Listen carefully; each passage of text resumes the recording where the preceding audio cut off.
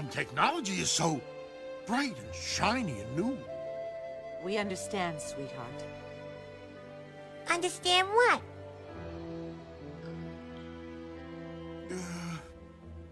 Well, little guy, what happened was... Daddy was put in charge of the world, and he didn't take real good care of it. And now it looks like there won't be much of a world left for you or your brother and sister to live in. Are we gonna move?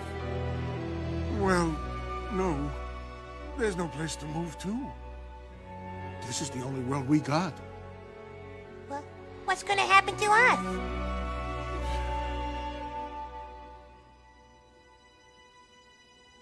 Well, I don't exactly know.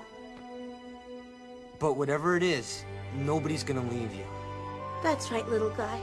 We'll all stay together. Yeah, and hey, I'm sure it'll all work out okay.